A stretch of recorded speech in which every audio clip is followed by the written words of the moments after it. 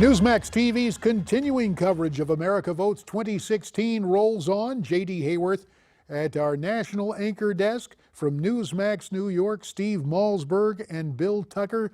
And from Newsmax Washington, Michael Patrick Flanagan. Thanks to you all, gents. Some news out of Pennsylvania.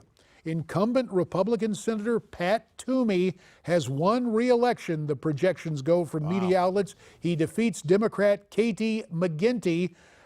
Steve, we saw in Wisconsin Ron Johnson win re-election, and shortly thereafter the state was called for Donald Trump. Will there be that kind of push me, pull you in the Keystone State here in a few minutes? I don't know. I mean, I don't know if somebody calls it. Again, you know, you look at like CNN. CNN still didn't give him Wisconsin. Some networks have called states. Some networks have not called other states. I think since it would put Donald Trump over the top in the minds of many and give him the election, I think they're going to wait till the very, very, very, very end. It's great news about the Senate. I think so far net loss, if I'm not mistaken, and there's still races out there in Nevada and elsewhere, a couple, but so far one seat net loss for the Republicans in the Senate. But the latest I have in Pennsylvania is about a 60,000 vote margin with a 1 percentage point lead, 60,000 votes with 3% left. 97% are in. And again, as I said when we came in here, most of the experts were saying there's no way she could make up that amount. So why somebody hasn't called it? And you brought up, I think it was you, J.D., possibly the lawyers. I mean, anything that close, maybe I'm wrong, if it's 1 point or less or slightly over 1 point, is there an automatic recount that kicks in? Well, it depends on the state, that could but let's check with Michael Patrick Flanagan, who knows the Chicago way. You got Hillary, who grew up in the suburbs. You got Barack Obama, who cut his teeth in Chicago politics.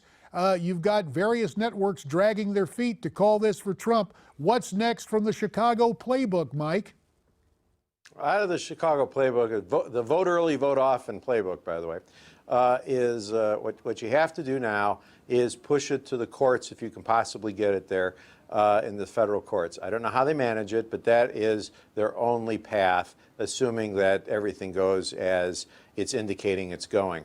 And if you get it to the courts, then you can get just about anything done you need done.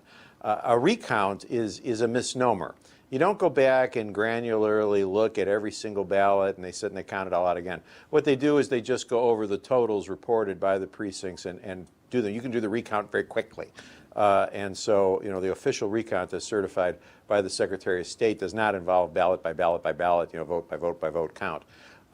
So it doesn't take any amount of time. A recount is usually a pro forma thing on your way to court to actually fight about this block of votes or that block of votes being either they should have been more or less, depending on what your argument is. But the courts is the last great refuge for the Democrats and for liberals, and that's undoubtedly where they will try to send this if they can. And sadly, Bill Tucker, it looks like in the courts, especially in the federal courts, you've got a bunch of leftist political hacks who have been elevated to the bench.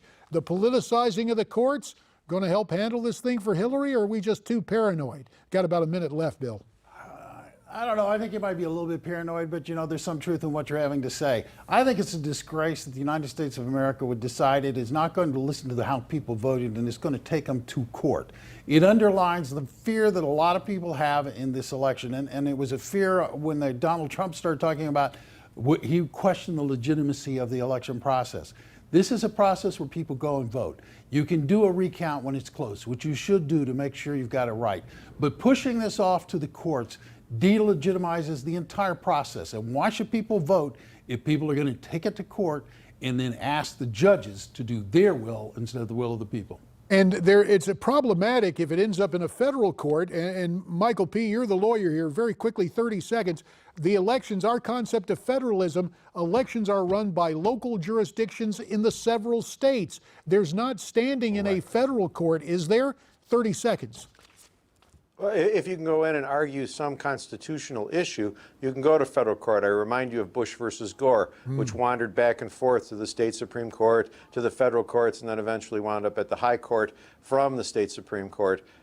which appeals to the Supreme Court of the United States. There's a way to get to federal court if you can find yourself a constitutional issue, a civil rights issue of some kind, and believe me, that will be the grounds upon which they drive this. Well, we'll see what happens, guys. This remarkable morning now continues. Michael Patrick Flanagan at Newsmax Washington, Steve Malzberg and Bill Tucker, Newsmax New York.